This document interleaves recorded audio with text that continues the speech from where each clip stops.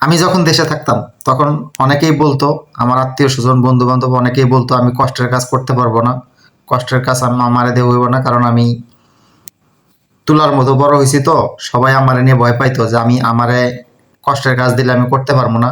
এর জন্য দেশে থাকতেও আমারে কেউ কোনো আত্মীয় স্বজন আমার তাদের সাথে কাজে নিতে চাইতো না।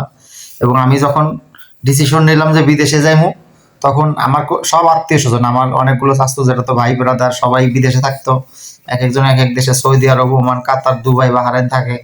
তাদেরকে অনুরোধ করলাম যে আমার একটা বিদেশে যাওয়ার একটা ব্যবস্থা করে দাও। কিন্তু তারা সবাই ভয় পাইতো যে আমি বিদেশে গিয়ে কাজ করতে পারবো না, পরে কান্দাকাটি করবো। এর জন্য আমার কেউ বিদেশে নিতেই চাইতো না। আমি কষ্টের কাজ করি নাই, কষ্টের কাজ পারবো না আমি, এর জন্য আমার কেউ বিদেশে নিতে চাইতো না। কয়েকজন তো সরাসরি মুখের উপরে বলে দিছে তোমার এতে বিদেশের কাম হইব না, তুমি বিদেশে কাম করতে পারবা না। তো আল্লাহর রহমতে আমি 2018 সালে মালয়েশিয়াতে আসছি, এখন কাজ করতেছি, এখন 2026 সাল, এখনো মালয়েশিয়াতেই আছি। কষ্টের কাজ, নোংরা কাজ এবং পরিশ্রম দেখে কখনো ভয় পাই নাই, কখনো ভয় পাই নাই। পরিশ্রম কাজেরে কখনো ছোট করে দেখি নাই, কাজেরে সবসময় বড় করে দেখছি। আল্লাহর রহমতে কাজ যেখানেই করতে গেছি, কেউ কাজ নিয়ে কেউ পিছনে ফেলাইতে পারে নাই। আমার এতে একটু কৃষিকাজ হয় নাই, কারণ কৃষিকাজ আমি খুব কম করছি। অন্য যে কাজগুলো আছে কৃষিকাজ বাদ দিয়ে এগুলো সবই আমি মোটামুটি করছি, কিন্তু কোনো কাজে আমাকে কেউ কখনোই পিছনে ফেলাইতে পারে নাই। তো আমার আত্মীয় স্বজন ভাই ব্রাদারকে মনে যেই ভয়টা ছিল যে আমি কষ্টের কাজ করতে পারবো না, এখন তাদেরকে আমার ভিডিওগুলো দেখার অনুরোধ করতেছি। আপনারা আমার ভিডিওগুলো দেখে নিন যে আল্লাহ আমারে কি ধরনের কষ্টের কাজগুলো করার সুযোগ করে দিছে। আমি কখনো কাজের ভয় পাই নাকি, আগেও পাইতাম না, এখনো পাই না। কাজের কখনো ছোট করেও দেখি না। অনেক মানুষ আছে নোংরা কাজ দেখলে করতে চায় না, একটু রোদের ভিতরে হইলে যাইতে চায় না, কষ্টের কাজ দেখলে কাজে যাইতে চায় না। তা আল্লাহ রহমতে এই ধরনের কোনো অভিযোগ আমার বিরুদ্ধে আজ পর্যন্ত কেউ তুলতে পারে নাই। যেখানেই কাজের জন্য গেছি শুধু কাজের পিছনে দৌড়াইছি, সেটা কাজ কাজ যেটাই হোক। যদি আমার কেউ বলে যে আমার টয়লেটটা পরিষ্কার করে দাও, তোমার টাকা দিব, আমি তাও করে দিব, কারণ আমি এখানে কাজ করতে আসছি, এখানে আমি বসে থাকতে আসি নাই।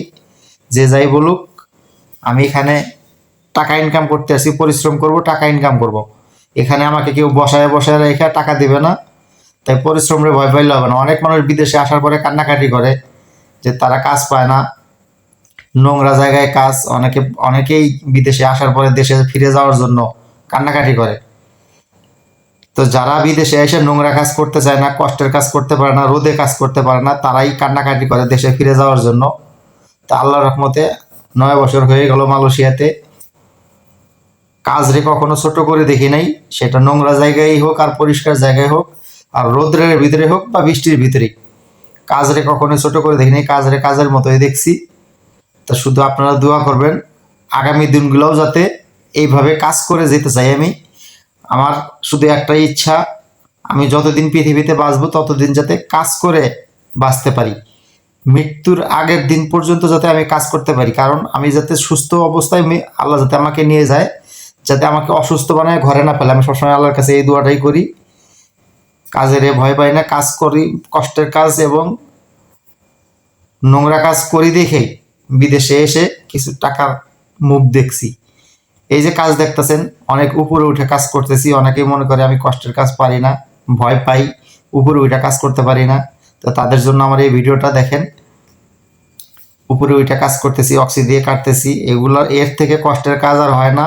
নিচে বয়লার চলতেছে, স্লাইজার চলতেছে, তাপমাত্রা মাঝে মধ্যে এমন তাপমাত্রা হয় যে নিচের থেকে যখন স্টিম ওঠে তখন মনে করে সিদ্ধ হয়ে যাওয়ার মতো পরিস্থিতি হয়। তারপরেও কাজ করতেছি, আল্লাহ কাজ করাইতেছে।